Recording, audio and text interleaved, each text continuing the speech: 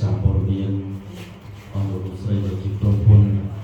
គឺតំណាងក្រុមហ៊ុនដែលបានជួយចូលរួមនៅថ្ងៃក្នុងថ្ងៃនេះគឺក្រុមស្រឡាញ់រដ្ឋអានខ្ញុំចុងក្រោយនេះយើងពិនិត្យឃើញដំណើរការដឹកថ្លៃរបស់យើងថ្ងៃនេះយើងឃើញថាក្រុមហ៊ុនដែលបានជួយចូលរួមច្រើនណាស់ក្នុងគម្រោងភូមិ6ក្នុងចំណោមភូមិទាំង7របស់ស្រុកសៀមរាបរបស់យើងហើយតាមលទ្ធផលនៃការដាក់សំណើដីថ្លៃដែលយើងបានឃើញទាំងអស់គ្នាគឺដាក់ដោយត្រឹមត្រូវដាក់ដោយពិតប្រាកដបាននៅក្នុងដំណើរការទី1ចប់ដំណើរការទី1យើងឃើញនៅពេលដែលយើងចាប់ផ្ដើមវាតម្លៃដែលជាសិទ្ធិរបស់គណៈកម្មការលទ្ធកម្មភូមិមួយនៅក្នុងនោះយើងលើកភូមិពិសេសគឺភូមិកោះព្រះដែលមានក្រុមហ៊ុនដីថ្លៃដាក់តែ2ក្រុមហ៊ុនទេចឹងនៅក្នុងនីតិវិធីនៃការដីថ្លៃគណៈកម្មការលទ្ធកម្មមានសិទ្ធិ2យ៉ាងបាទទី1អាចបើកសំណើទាំងពីរហើយសូមគោលការណ៍ទៅអភិបាលខេត្តដើម្បីចរចាថ្លៃប៉ុន្តែយើងឃើញថាភូមិមិនសម្រេចតាមពិធីនេះទេភូមិបានប្រកាសដីថ្លៃលើកទី2សម្រាប់កោះព្រះឬសល់ភូមិ5ទៀតដែលយើងបានដំណើរការតាមនីតិវិធីគឺមានក្រុមហ៊ុនចាប់ពី3ក្រុមហ៊ុនទៅដែលបានដាក់ដីថ្លៃនៅក្នុងថ្ងៃនេះដែលទី1យើងឃើញមានភូមិកោះសុភាយើងបានប្រកាសចេញពីក្នុងការដីថ្លៃហើយគឺក្រុមហ៊ុនជុំ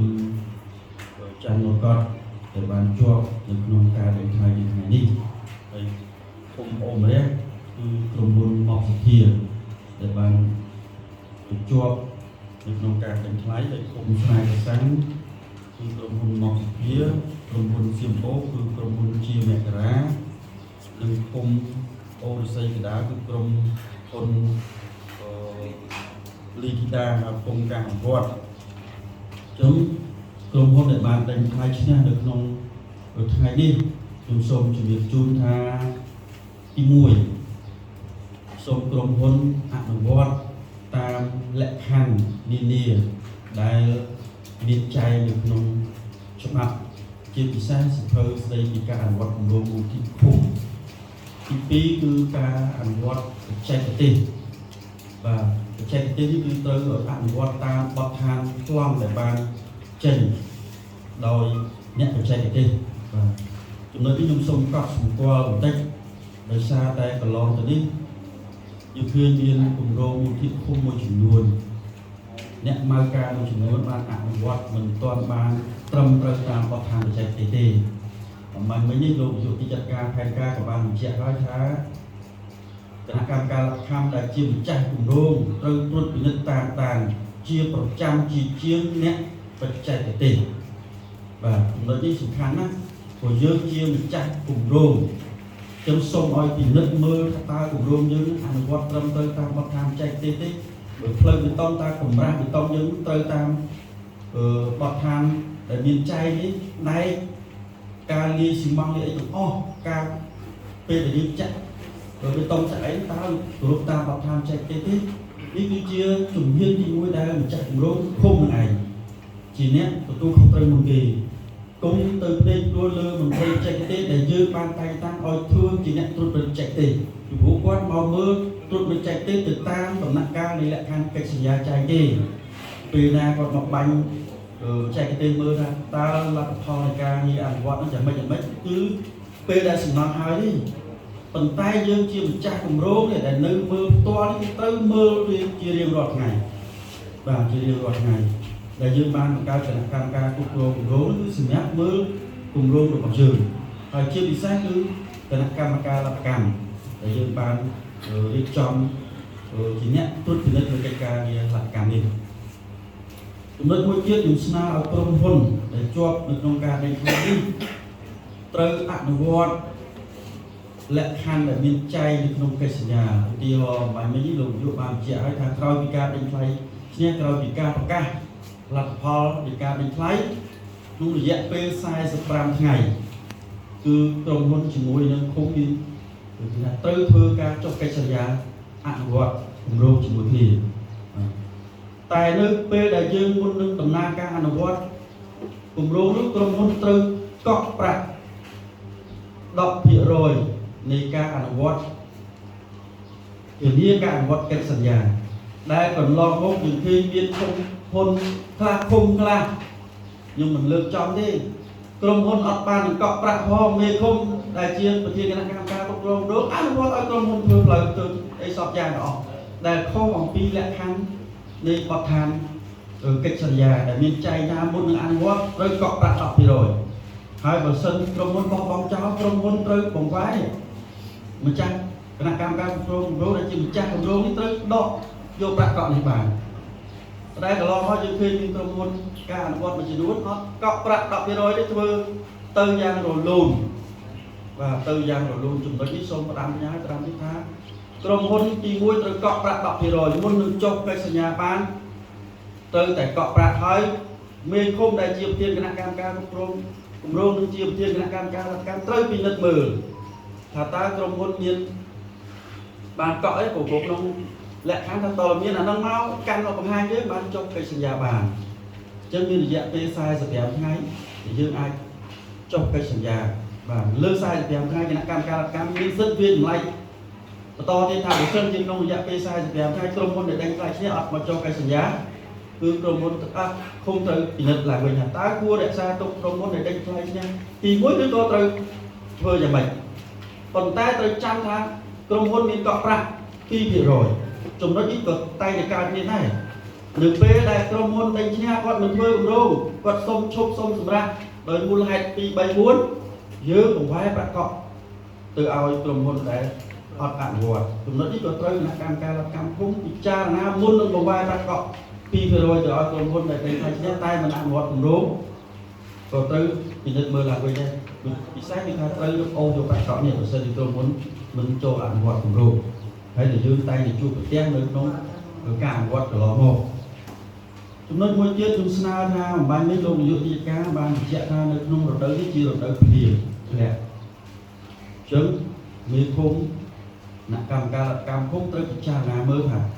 យើង45ថ្ងៃចុះកិច្ចសន្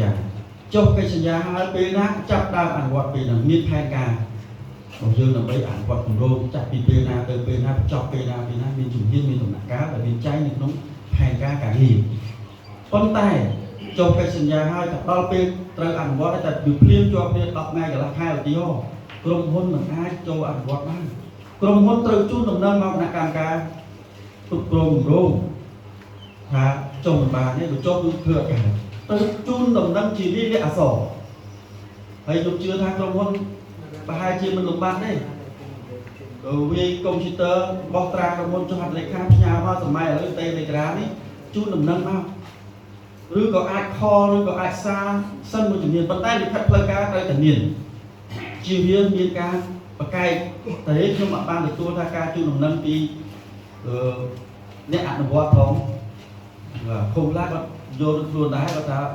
សន្យាចុះស្អែកស្អែកអត់ឃើញធ្វើឲ្យ10ថ្ងៃទៀតកន្លះខែមួយខែទៀតនៅតែអត់ឃើញមកអញ្ចឹងត្រូវតែមានឯកសារជាលាយលក្ខណ៍អក្សរដូចគ្នាដើម្បីជាសក្ខីភាពនៅក្នុងការអនុវត្តហើយឃុំក៏ត្រូវពិនិត្យមើលដែរឧទាហរណ៍ដល់គេសុំពជាការអនុវត្តគម្រោងដោយសារមូលហេតុឧបសគ្គលើគ្រោះធម្មជាតិផ្សេងៗស្រាប់តែអត់ទេលោកឯងត្រូវតែធ្វើតាមលក្ខខណ្ឌដែលមានចែងក្នុងកិច្ចសន្យាអាហ្នឹងក៏យើងត្រូវពិនិត្យមើលអំពីកិច្ចការនេះដែរដែលធ្វើឲ្យមានការឆ្លោះប្រកែកគ្នាតាមរយៈដែលមានចែងក្នុងកុងត្រាក៏ដោយយើងត្រូវពិនិត្យមើលគ្រោះធម្មជាតិនានាដែលកើតមានអាហ្នឹងចំណុចហ្នឹងក៏ជាចំណុចសំខាន់បាទចំណុចមួយទៀតក្រុមហ៊ុនក៏សុំកុំចេះតែវេះដែលឧទាហរណ៍ថាដីថ្លៃមួយខេត្តបាន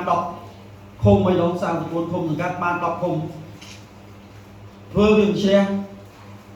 ជាដេញយកឲ្យទៅពេលអនុវត្តគម្រោងដេញធ្វើវាមិនទាន់ចេះបង្វែរទៅបង្វែរឡើងពជាចុះពជាឡើងអាហ្នឹងក៏ជាចំណុចមួយដែរសូមឲ្យក្រុមហ៊ុនដែលពិចារណាក្នុងការដេញសូមមកពិនិត្យមើលដែរបើសិនជាលទ្ធភាពធ្វើបានចាំធ្វើគុំចេះតែដើរដេញហើយចោលបបោចោលចឹងខ្ញុំសូមបញ្ជាក់ផ្លេចតែប៉ុណ្្នឹងទេហើយខ្ញុំសង្ឃឹមជឿជាក់ថាទាំងភូមិទាំងអ្នកម៉ៅការដែលបានដេញថ្លៃឈ្នះក្នុងថ្ងៃនេះនឹងសហការគ្នា អនុវត្តគម្រោងរបស់យើងឲ្យទទួលបានលទ្ធផលល្អហើយជាពិសេសមិនមែនលោកយុតិការក៏បានបញ្ជាក់ថាអ្នកសារព័ត៌មានក្តីអ្នក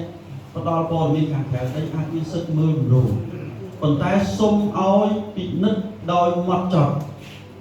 ជៀសវាងការគេហៅថាខ្លែងព័ត៌មានពីព័ត៌មានខ្លះមិនចេះទេតែយើងទៅផុសព័ត៌មានទៅចុះធ្វើឲ្យមានបញ្ហានៅក្នុងការអនុវត្តគម្រោងរបស់យើងជាពិសេសគម្រោងខ្លះធ្វើទៅវាមិនត្រឹមត្រូវតាមបទដ្ឋានចេះទេអ្នកដែលដោះស្រាយគឺគុំម្ចាស់គម្រោងជាមួយនឹងអ្នកមកការត្រូវដោះស្រាយគ្នាហើយអ្នកសារព័ត៌មានអាចមានសិទ្ធិលើកឡើងប៉ុន្តែត្រូវឈរលើមូលដ្ឋានពិតប្រាកដរវាងអ្នកមកការរវាងនឹងម្ចាស់គម្រោងដែលជាភូមិនេះជាវាការលើកឡើងដោយភ័ន្តច្រឡំដោយប្រការណាមួយគម្រោងខ្លះគាត់ធ្វើត្រឹមត្រូវប៉ុន្តែអ្នកខ្លះយកព័ត៌មានពីរូបភាពផ្សេងហើយយកទៅបង្ហោះទៅវាធ្វើឲ្យប៉ះពាល់ដល់កិត្តិយសសេចក្តីថ្លៃថ្នូររបស់ក្រុមហ៊ុនរបស់ម្ចាស់គម្រោងជាដើមចឹងយើងត្រូវតែពិតទាំងអស់គ្នាហើយទទួលខុសត្រូវទាំងអស់គ្នាមិនអាចថាខ្ញុំអត់ដឹងខ្ញុំចេះតែថាខ្ញុំចេះតែធ្វើនេះអត់ទេគឺត្រូវតែទទួលខុសត្រូវទាំងអស់គ្នាអ្នកមកការបើទទួលខុសត្រូវម្ចាស់គម្រោងដែលជាមេក្រុមជាឃុំនេះក៏ត្រូវតែទទួលខុសត្រូវព្រោះជាសម្បត្តិរបស់យើងហើយរដ្ឋបានចំណាយលុយដើម្បីអភិវឌ្ឍមូលដ្ឋានរបស់យើងច្រើនណាក្នុងមួយឆ្នាំអញ្ចឹងត្រូវតែធ្វើឲ្យបានល្អបាទធ្វើល្អចំណុចមួយទៀតដែលខ្ញុំចាប់អារម្មណ៍ចុងក្រោយសូមឲ្យឃុំដែលនៅលើកោះត្រូវពិនិត្យពិចារណាអំពីការឆ្លងចម្លងគ្រឿងចាក់ពេលដែលត្រូវធ្វើការអនុវត្តគម្រោងនោះជៀសវាងមានបញ្ហាលិចទូកលិចសាលាក្រុមហ៊ុនក៏ខាតភូមិក៏មិនអាចអនុវត្តគម្រោងបានខ្ញុំសូមឲ្យពិនិត្យមើលថាមុននឹងចេញមុននឹងឡើងទៅពិនិត្យមើលឲ្យច្បាស់លាស់ព្រោះរដូវនេះជារដូវវស្សាផងទឹកកំពុងឡើងខ្លាំងភ្លៀងក៏មានធ្លាក់មកអត់ឈប់ឈរ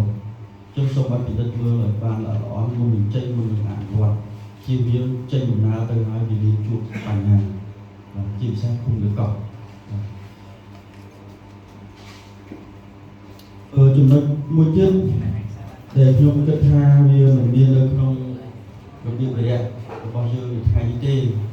ប៉ុន្តែត្រូវតែនិយាយបើយើងមិននិយាយយើងមិនដឹងសូមឲ្យការអនុវត្ត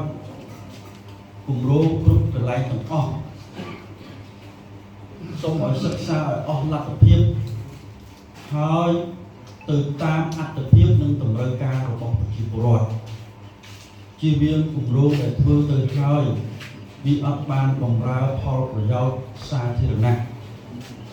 ចំណុចនេះសូមឲ្យលោកស្រីមេឃុំទាំងអស់សិក្សាគម្រោងទៅឲ្យមានតម្រូវការចាំបាច់ហើយជាអត្ថប្រយោជន៍ដែលបម្រើឲ្យផលប្រយោជន៍របស់ប្រជាពលរដ្ឋដែលកន្លងទៅមានតែមានការលើកឡើងដែរថាគម្រោងនោះទៅតែកន្លែងរបស់អ្នកនេះទៅតែកន្លែងរបស់អ្នកធំនេះអ្នកធំនោះជាចំណុចនេះសូមឲ្យលោកស្រីមេឃុំកាត់ចោលឲ្យអស់ហើយលើកយកតែគម្រោងតម្រូវការអភិបាលរបស់យើងដែលយើងមានកិច្ចការសំខាន់ដែលបង្កើនផលប្រយោជន៍របស់ប្រជាជនរបស់យើងខ្ញុំគិតថាដោយសារពេលវេលាផងហើយលោកការមានកិច្ចប្រជុំបន្តមួយទៀតនៅខេត្តខ្ញុំសូមមានមតិប្រាថ្នាទៅតាមនេះចុងក្រោយសូមគោរពអរគុណក្រុមហ៊ុនទាំងអស់មិនថាអ្នកឈ្នះអ្នកចាញ់ក្រុមហ៊ុនតូចក្រុមហ៊ុនធំទេនេះគឺថាបានមកចូលរួមដីថ្លៃគូជាពីដោយសមាជិកហើយនឹងមានអ្នកឈ្នះដែលបានអញ្ជើញចូលរួមនៅក្នុងវគ្គចប់ចុងក្រោយក្នុងពិធីប្រកាសលទ្ធផលរបស់យើងនេះខ្ញុំសូមគោរពជូនពរឲ្យរដ្ឋពូលោកនាយកអធិការគណៈកម្មការលទ្ធកម្មភូមិទាំងមួយអ្នកសារព័ត៌មានជាតិអន្តរជាតិក្រុមហ៊ុនទាំងអស់